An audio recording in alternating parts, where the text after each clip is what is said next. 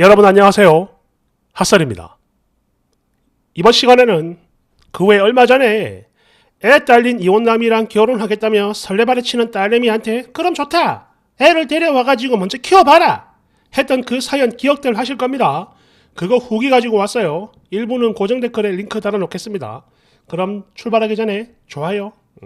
감사합니다. 봅시다.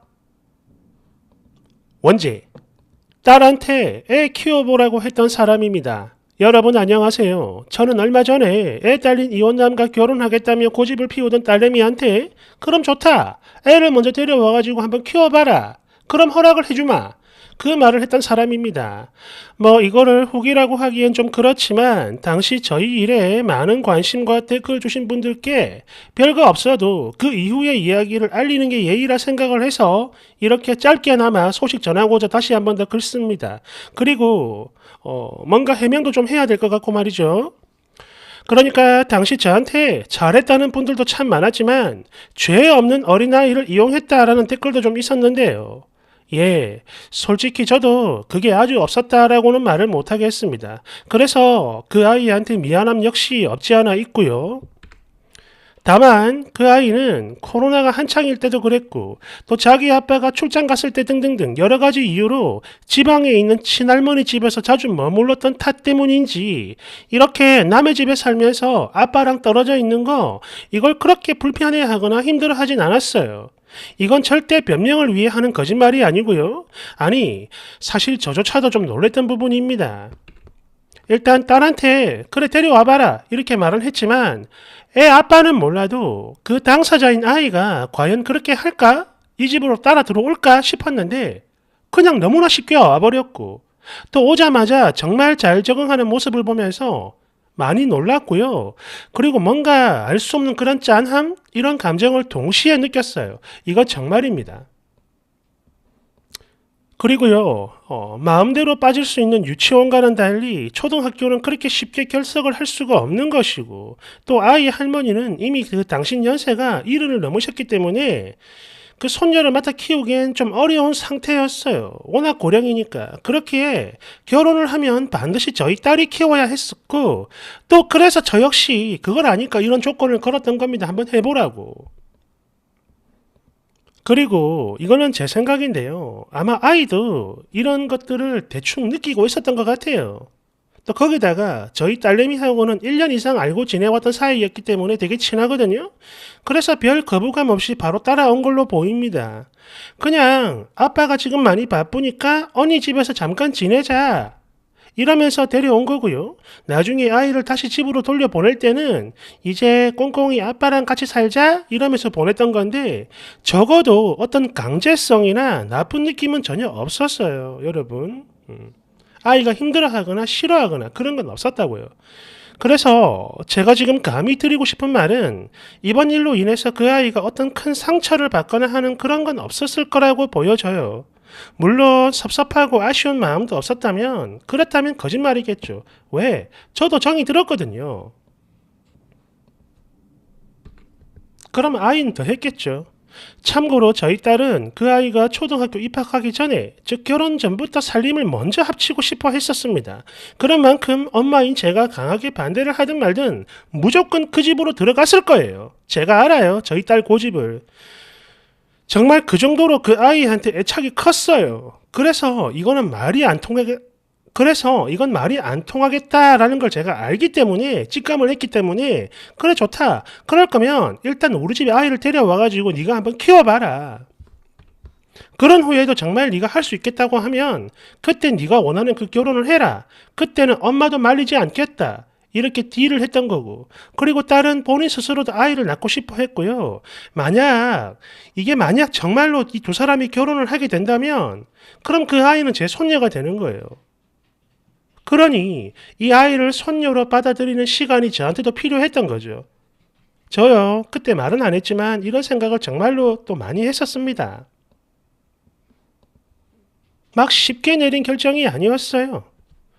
또 제가 지난 글에는 아이 육아하는 걸 절대 안 도와줬다 이렇게 말씀을 드렸는데 사실 그렇지는 않습니다. 그때 제가 좀 강해 보이고 싶어가지고 글로만 그렇게 말을 했던 거지 실제로는 제 나름 많은 신경을 썼어요. 식사, 목욕, 공부만 딸이 알아서 챙기게 했고요. 일이 너무 바쁘거나 반드시 꼭 나가야 할 때는 딸내미 대신 제가 그 아이를 곁에서 돌봐줬습니다. 아이 혼자 놀이터에 갈 때는 혹시 무슨 일이 있을까 세상이 험하니까 겁이 나서 저도 반드시 꼭 따라가가지고 같이 있었고 또 그 외에 마트나 시장 갈 때도 한 번씩 데리고 갔어요. 손잡고. 뭐 그리 했었는데 결국 저 두 사람은 헤어지게 됐고 지금 현재 저희 딸은 방을 얻어가지고 자기 혼자 독립을 해버렸습니다. 집을 나갔어요.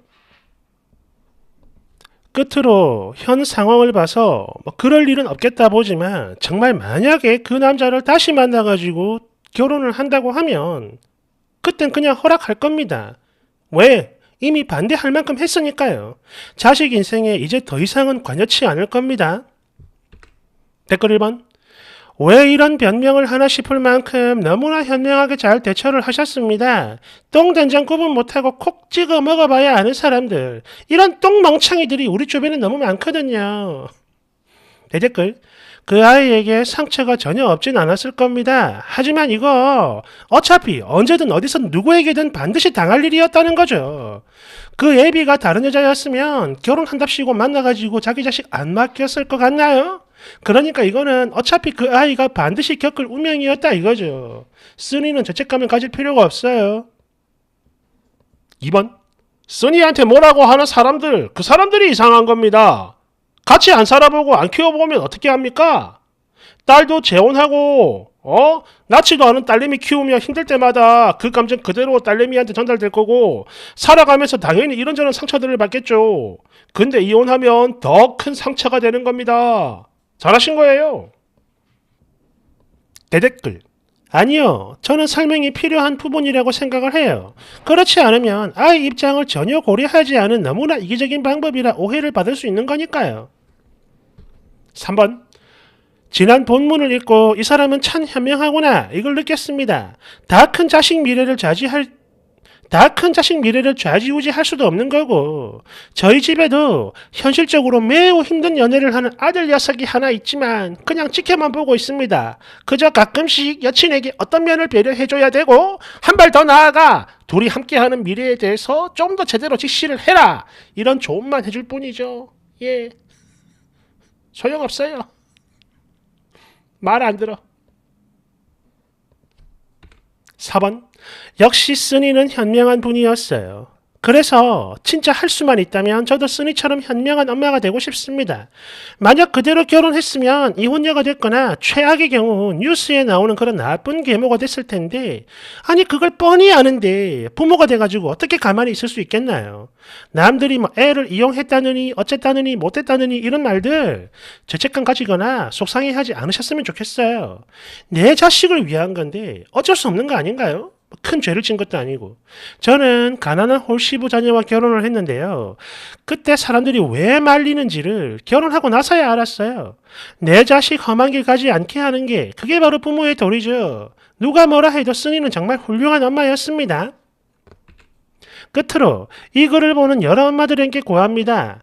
님들 딸내미 절대 애 딸린 남자와 결혼시키지 마세요. 사랑은 길어봐야 3년이에요. 그리고 또 하나, 애 딸린 자기랑 결혼해줬다고 감사하게 생각도 안 합니다. 그것들은. 5번. 쓰니를 비난하는 것들은 자기 자식이 그렇게 돼도 절대 안 말리고 무조건 다 받아줄 거라는 거죠. 그렇죠? 깔깔. 6번. 자식을 시궁창에서 구하고자 했던 쓰니의 그 강력한 지혜를 무지한 중생들에게 나누어 주셔서 정말 감사합니다. 아멘. 7번. 아, 쓰니한테 욕하는 사람들 진짜 가짠치도 않네.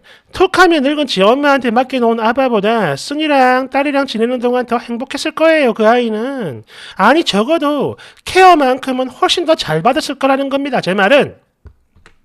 뭐 식사든 먹이든 뭐든 간에 공부도 그렇고. 그리고 딸 본인이 엄마 될 사람이라며 오바 안 하고 그냥 언니네 집에서 잠깐만 머물자 이렇게 설명을 했으니까 아이한테도 충분한 배려가 있었다라고 생각을 해요. 부디 쓰니네 가정에 평화가 깃들길 바랍니다. 악플은 신경 꺼버려요. 8번. 아니, 아이를 이용했다는 것들은 도대체 뭐냐? 깔깔.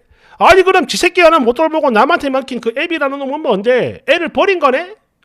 내 말이 틀렸냐? 깔깔깔깔. 9번.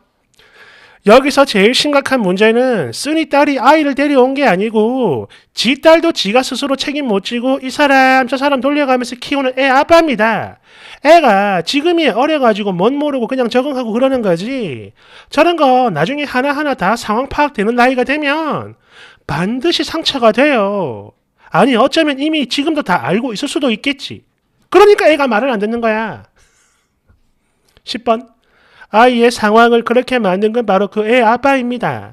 글쓴이 때문이 아니라고요. 아니 누가 이혼을 하래? 누가 미혼녀 꼬시래? 애가 아빠랑 떨어져 있어도 힘들어하지 않는다는 거 이거 하나만 봐도 알 수가 있죠. 역시 그지 같은 아빠랑 애착이 거의 없는 거야 아이한테는.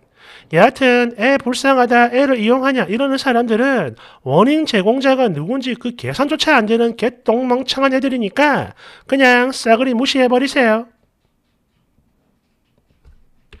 11번.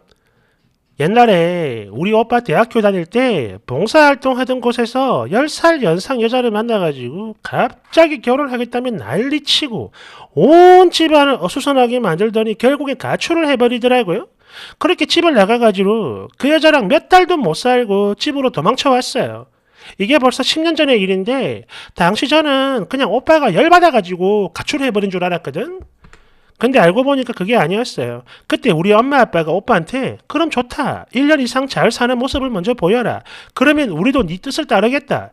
이렇게 딜을 했던 건데 자신만만해하면서 오빠가 집을 나간 거죠. 당시 저는 나이가 너무 어려가지고 부모님이 쉬쉬했던 거예요. 고삐리였거든요. 여하튼 처음에도 말했지만 상대 여자는 10살 정도 연상인데다가 다리를 못 쓰는 그런 휠체어를 타는 분이었다고 해요. 뭐 제가 본 적은 없으니까. 참고로 이 얘기를 들은 게 작년인데 엄마가 해주더라고. 그래서 제가 아니 엄마 만약 오빠가 그 사람이랑 1년 이상 잘 살면 어쩌려고 그랬어? 정말로 결혼시킬 생각이었어? 라고 물어봤더니 만약 잘 살았으면 운명이라고 여기려고 했었다고 해요. 하지만 절대 그렇지 못했다는 것 절대 못 그럴 거라는 걸 이미 알고 있었기 때문에 그런 말을 한 거래요.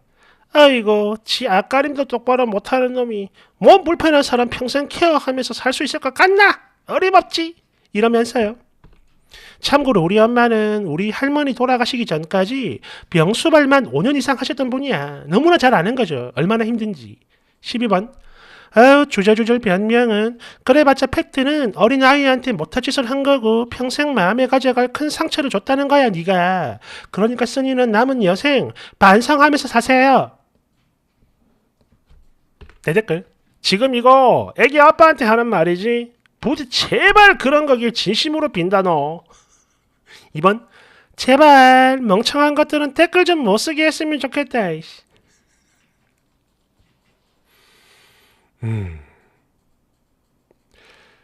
지난 본문도 그렇고 후기도 그렇고 쓴이 탓을 하는 사람들이 한 열에 한 명 정도는 있는 것 같아요.